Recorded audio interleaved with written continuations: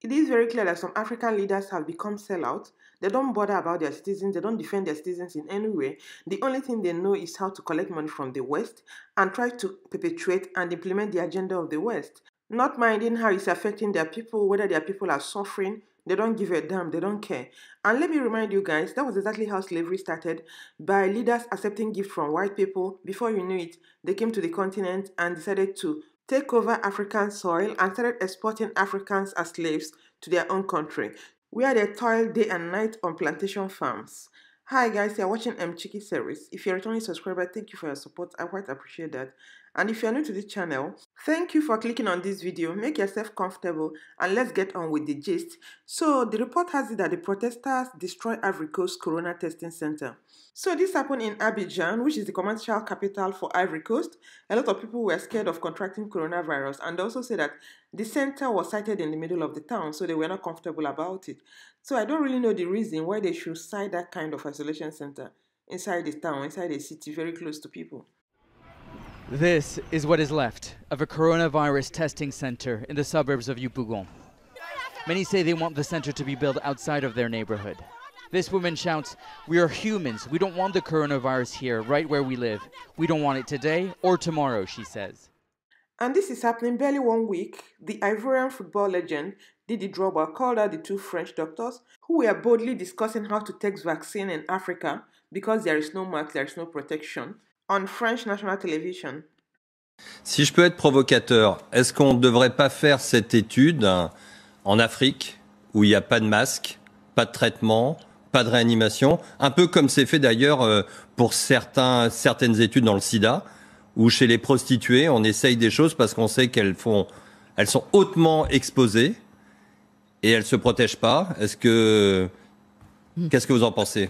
Alors vous avez raison, et d'ailleurs on est en train de réfléchir en parallèle à une étude en Afrique justement pour faire ce même type d'approche avec le BCG, un placebo. Je pense qu'il y a un appel d'offres qui est sorti, il va sortir, et je pense qu'on va en effet sérieusement réfléchir. This is so disgusting and shameful. This is the level they classify Africans. They think that Africans are lab rats. They can just pick up any vaccine, any drug, and come to test in Africa because the leaders, they don't protect the citizens. They close their eyes, they collect the money, and line their pocket. They don't care whatever any stranger does to their citizens. This is very, very sad, honestly. Using black people as experimental animal has been happening long ago. I can remember Tuskegee experiment that infected African American men with syphilis in the United States. Until today, nobody has apologized for that evil they did to African Americans. And what I find shocking is that they were so comfortable discussing it on national television. They don't even care if Africans listen to them. That is not their bloody business. And this guy known as John Jack Muyembe, who is the head of DRC agency, leading COVID-19 pandemic response, is also not helping matter. He's also one of those people that sell Africans out.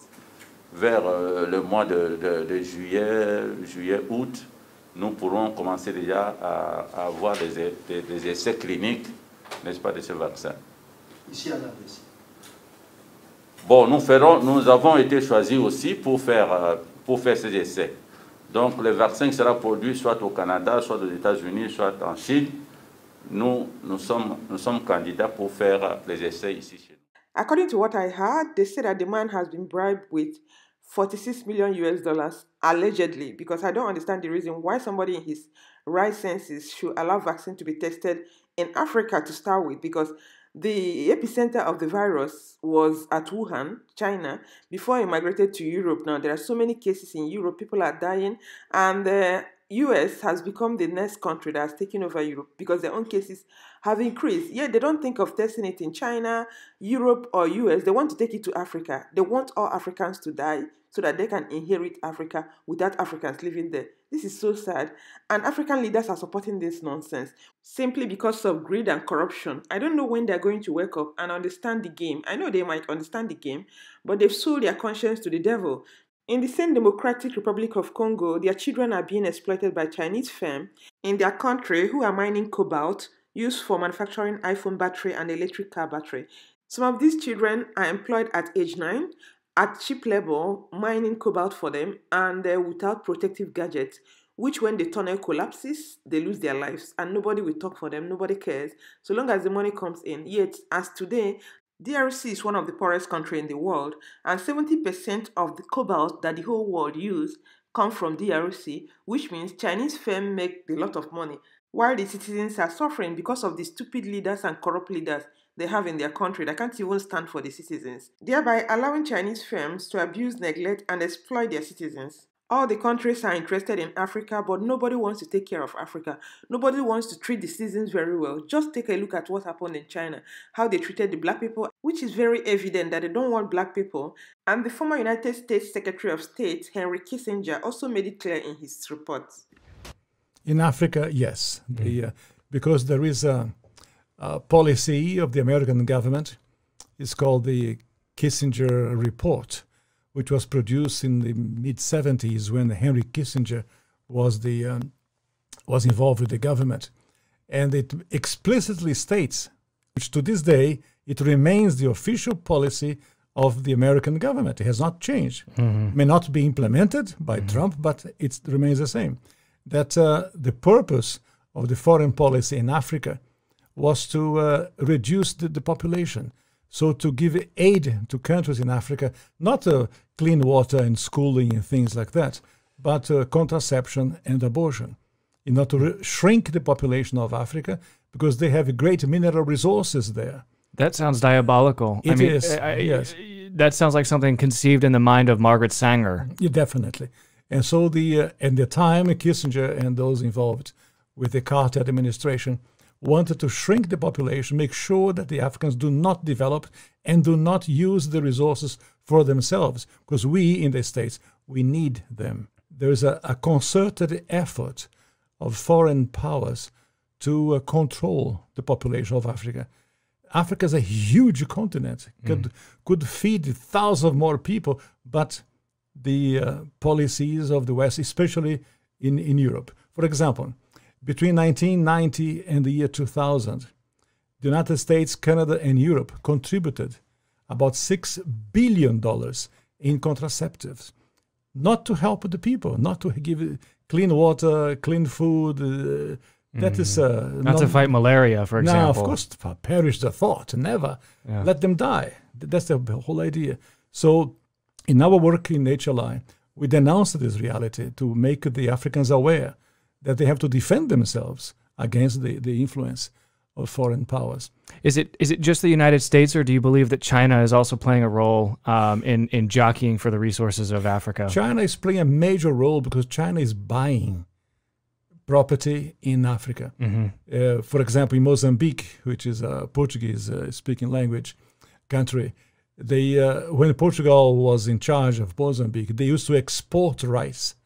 Now they are importing rice from China because they cannot produce. The socialism has wrecked the production of rice. And the Chinese come and buy farms. So about almost a third of Mozambique belongs to China. So I was in other countries of Africa, the same reality. In South Africa, the Chinese are buying property, buying land in Africa. And they send their own workers, the Chinese workers. They don't employ people of the place. They send their own workers to populate and to live in the place. So you guys just heard that. Africa has to defend itself against foreign policy of depopulation, which is real. And I'm not sure if African leaders are thinking in this direction, because the way they behave, the way they act, is a bit surprising. They open the door of the continent to every Tom, Dick, and Harry. So long as you got the money to settle them, to line their pockets, they're okay with that. Corruption is everywhere. They don't bother. They don't care whether the continent is in danger or whether it's moving forward or whether it's going backward. Africans need to be careful because this vaccine trial has been going on for a long time in Africa. And these people have been infecting Africans with different kinds of diseases.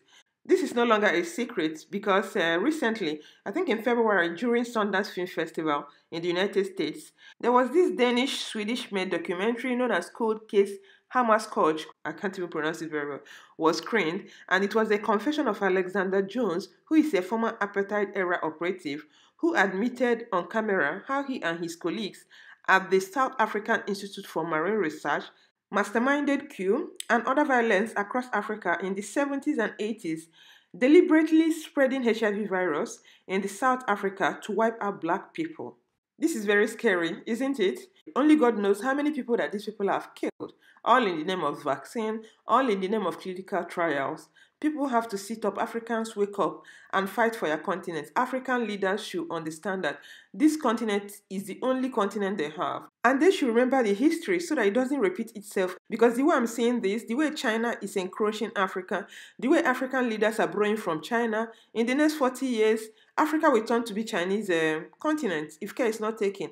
And Africans become their slaves, or better still, they can go extinct. Remember, it is on the continent of Africa that you have the highest population of blacks, which means black race is also threatened. So guys, let me know what you think in the comment section below. I'm gonna sign off here. Stay healthy and safe.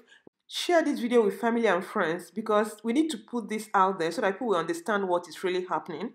And subscribe to my channel if you've not done already, and I'm gonna catch you in my next video. Bye.